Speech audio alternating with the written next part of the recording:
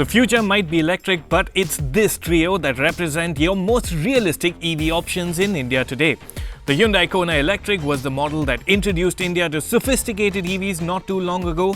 Soon after, we got the ZS EV from MG, and then there's the Tata Nexon EV that's silently winning itself a big fan base. What we're keen to know is how these electric models fit into everyday life, how they deliver on traditional parameters of space and comfort, and which one makes the most sense. Before we go charging forward, do subscribe to the Autocar India channel and hit that bell icon for the latest from us.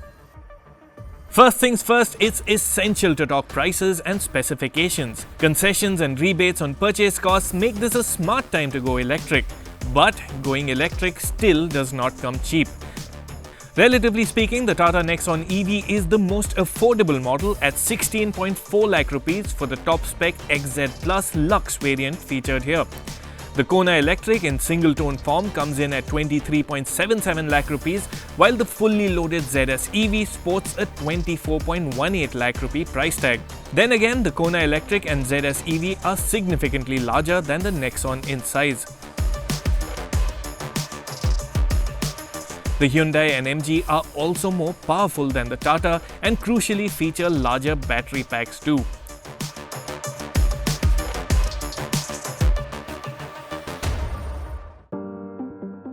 To the Nexon EV's credit, it does not feel inferior in daily driving. I've been driving the Nexon EV inside Mumbai and in the suburbs, and honestly I have not had reason to complain with the performance on offer. And I'm talking with the car in standard D mode. But switching to S mode unlocks the motor to full potential, and you can actually be caught off guard with the level of zip the Nexon EV has to offer. The Nexon EV's 9.3 second 0 to 100 kph time in S mode is commendable by traditional compact SUV standards. Do note the power fizzles out past 100 kph and the top speed is limited to 120 kph. Whether or not that's a spoiler, Nexon EV users will sure take readily to the level of refinement. Now of course there's no engine up front, so there's no engine noise. But even what you hear of the motor is never more than a gentle whir. What actually fills up the cabin is a bit of road noise, but that's also very well contained. Regenerative braking is a feature on all three EVs. In the most basic terms, it uses the electric motor to slow the car down when you lift off the accelerator pedal, helping recharge the battery in the process. Interestingly, since the Nexon EV's launch, Tata Motors has updated the logic for the regen braking system. The Tata Nexon EV is the only one that doesn't let you control the intensity of the regenerative braking. But I must say the stock setting is really well judged. The loss of speed is very natural, and anyone who's moving from a combustion engine car will find the experience very similar to traditional engine braking.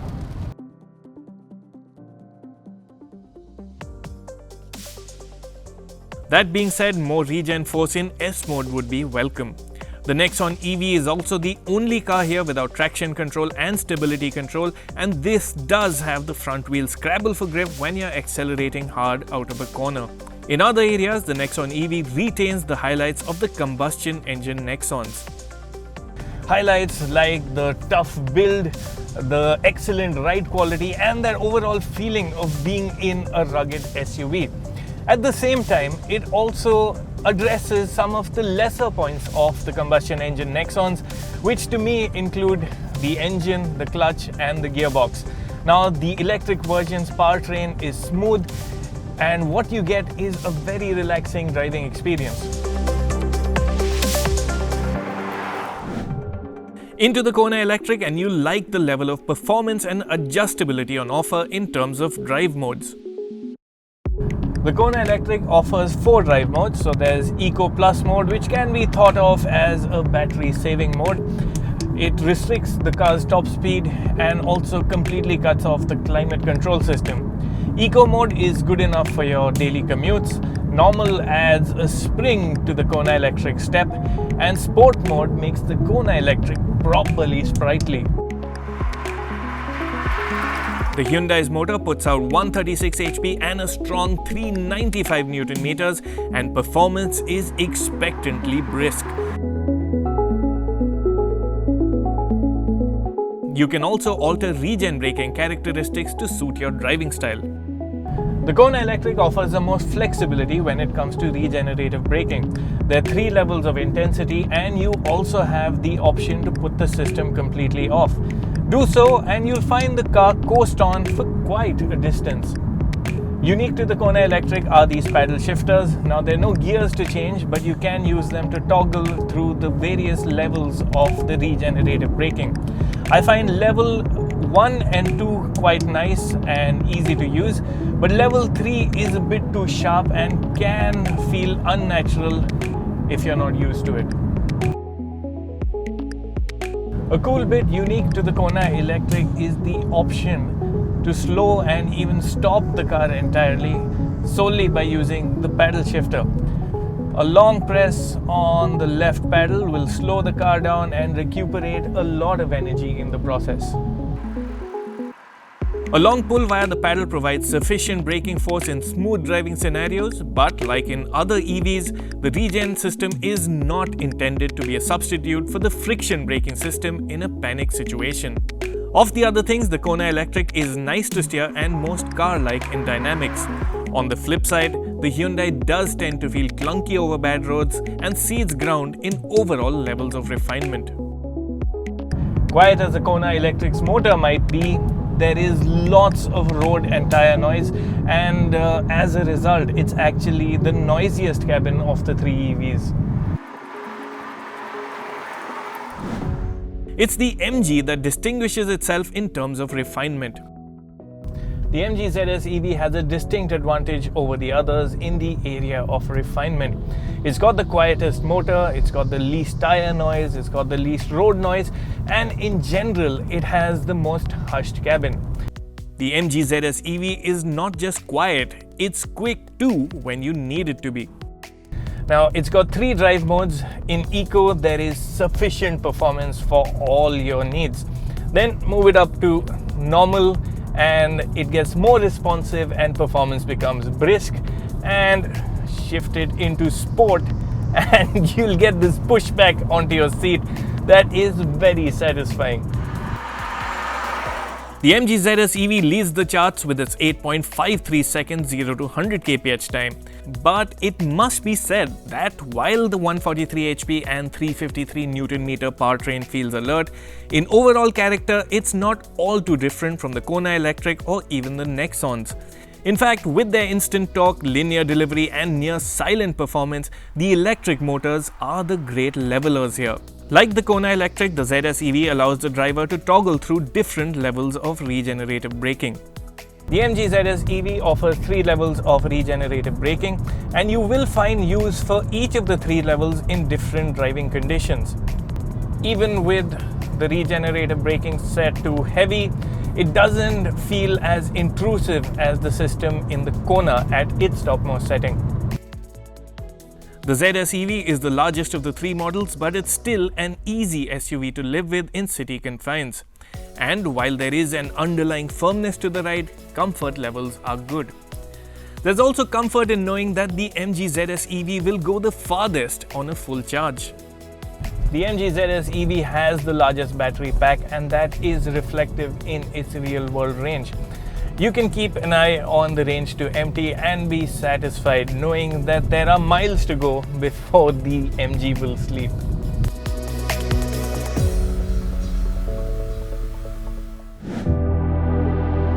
EV range has been a matter of much debate in the past weeks, but it's best to treat the claimed and official range figures with a pinch of salt. Driving conditions, passenger load, elevation changes, etc. have a huge bearing on how far your EV will go. In our real-world range tests conducted with one person on board and the air conditioner on, we found the MG ZS EV to go the farthest, which is reflective of its large 44.5 kWh battery pack. Mind you, these figures are of the 2020 model.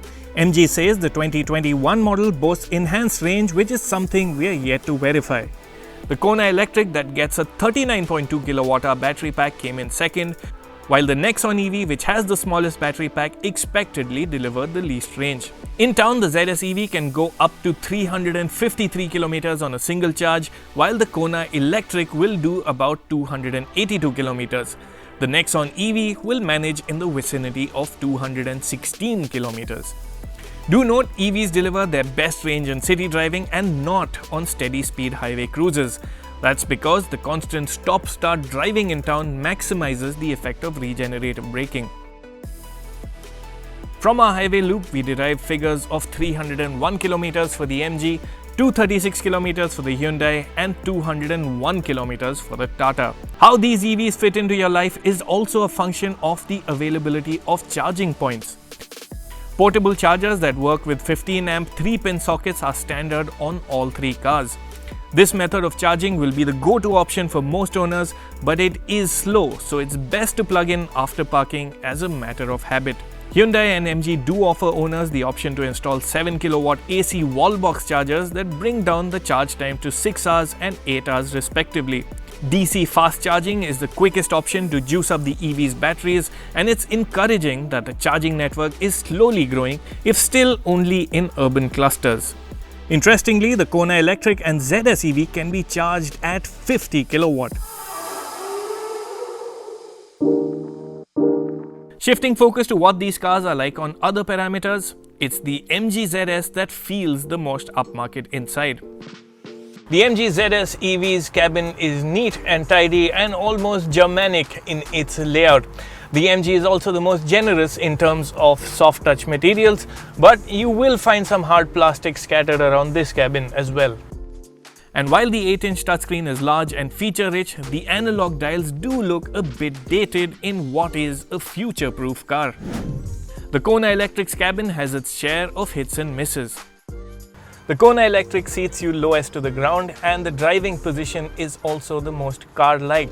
As for the look of things inside, I find the Kona Electric has the most unique looking dashboard. I like this wide center console and these buttons for the gear selector. And of the other things, I also like the digital instruments, which are very nicely done. And of course, you have to appreciate the front seat ventilation. But it's not perfect on the inside. There are smaller and cheaper Hyundais that get more sophisticated touchscreen infotainment systems, and for what is a fairly expensive car, cabin quality isn't quite in keeping with this car's price. If you've been in a Nexon, you'll feel at home in a Nexon EV. You will like certain things like the elevated seating position that gives you that sense of authority on the road, and generally there are a lot of familiar components inside. But I also like how Tata has uplifted the cabin experience. Things like the switch to part digital instrumentations have made a difference, but I particularly like the impact the leatherette upholstery has had on the look and feel of things inside the Nexon EV's cabin. Overall quality is good for the price, but the 7-inch touchscreen infotainment system isn't particularly slick. In fact, it's a mixed bag in features and equipment. The Nexon EV doesn't get premium items like a powered driver's seat and electric parking brake, but it does pack in a sunroof and connected tech. The Kona Electric misses on connected features, but is the only car here with LED headlights, heated and cooled front seats, and wireless phone charging. The MG ZS's equipment list is headlined by a panoramic sunroof, but there are omissions like auto climate control.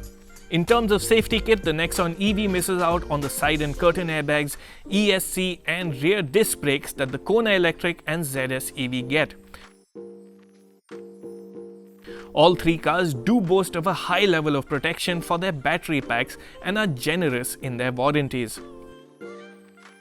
The MG ZS EV is the longest model here, and expectedly it is the roomiest at the back. The MG ZS EV is the most generous in terms of rear seat legroom, and it's also the most accommodating for 3 people at the back.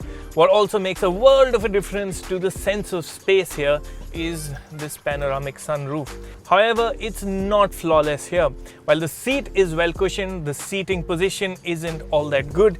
It's knees up, so your legs remain unsupported, and a surprising omission altogether is a rear center armrest. In terms of rear seat space and comfort, it's the Kona Electric that comes up short. The Kona Electric is the tightest on space, and that's despite having the longest wheelbase. Now, as you can see, my knees are touching the front seat backs. I barely have enough headroom, and the seating position is also knees up and not really very comfortable. The Nexon EV scores well on this front. The Nexon is the smallest of our three competitors, but will you be uncomfortable at the back? Absolutely not. In fact, space is pretty impressive. The front seat is set to my driving position, and as you can tell, I still have sufficient knee room and ample headroom. What also makes a big difference at the back is the seat itself. It's really well cushioned and almost offers sofa-like comfort. All three EVs offer similar amount of luggage space, and each offers the flexibility of 60-40 split seats.